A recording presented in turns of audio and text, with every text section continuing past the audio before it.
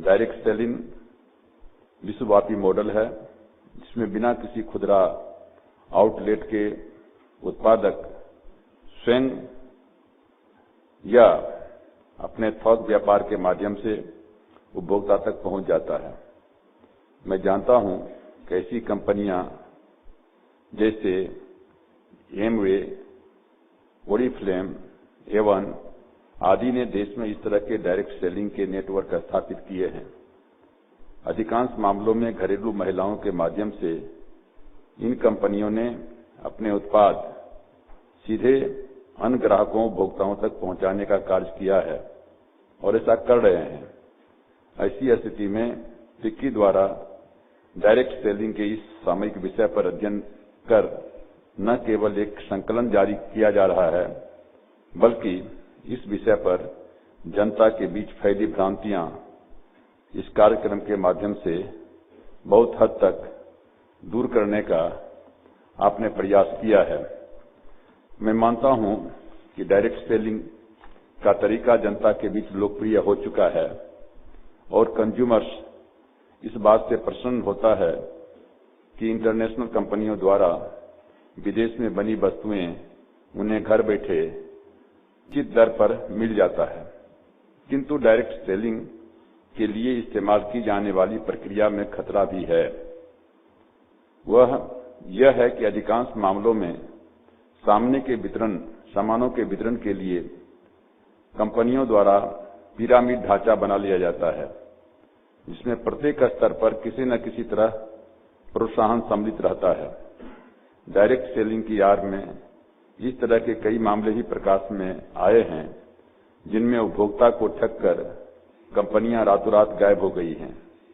मेरे विचार से इस तरह की कंपनियों और विश्वसनीय कंपनियों के बीच का अंतर समझना और उसे स्पष्ट करना बहुत ही आवश्यक है तथा इसके लिए आवश्यकता है व्यापार मॉडल के लिए सिद्धांत तय करने की।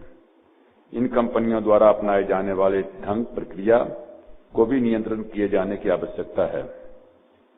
डायरेक्ट सेलिंग के मॉडल के लिए नीति निर्धारण करने तथा उसके आलोक में दिशा निर्देश करने अथवा संचालन के नियम किए जाने की आवश्यकता है। हालांकि कंपनी कार्य मंत्रालय द्वारा भी नियम बनाए गए हैं, किंतु वे नियम मुख्यतः चिट फंड, पोंजी स्कीम अथवा इस प्रकार की मनी सर्कुलेशन स्कीम के द्वारा बनाए गए हैं।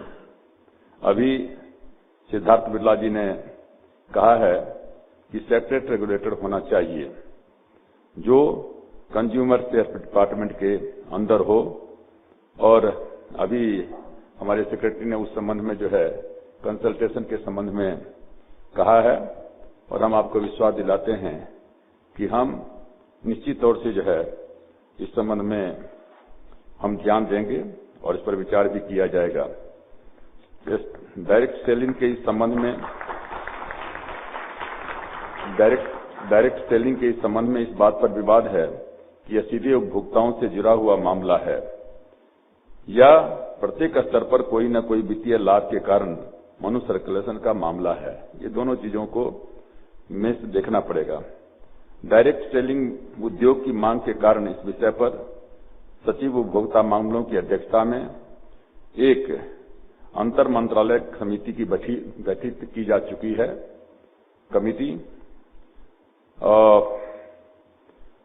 जो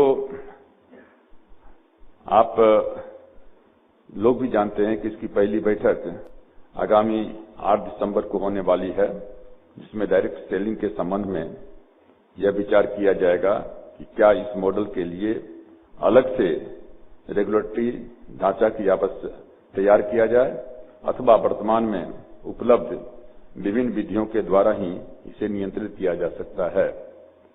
लेकिन जैसा मैं फिर कहना चाहूंगा कि जो रेगुलेटरी का जो बात आई है उसमें मैं काफी वजन देखता हूं और निश्चित रूप से हम इस पर विशेष जोर दे करके और इस पर क्या करते हैं कोई निर्णय लेंगे। मैं आज उद्योग जगत के लोगों से ये अपील करूंगा कि डायरेक्ट सेलिंग के मॉडल तथा उसके संचालन के लिए जो भी रास्ता हो अपनावें, वह स्पष्ट और पारदर्शी होना चाहिए। जिससे उपभोक्ता पूरी तरह सूचना जानकारी के साथ अपने विकल्प को चुन सके। मैंने बार बार कहा है कि ये देश है और इसमें 125 करोड़ जो आबादी है वो सारे के सारे कंज्यूमर्स हैं, चाहे प्यून हो या राष्ट्रपति हो, चाहे छोटा गांव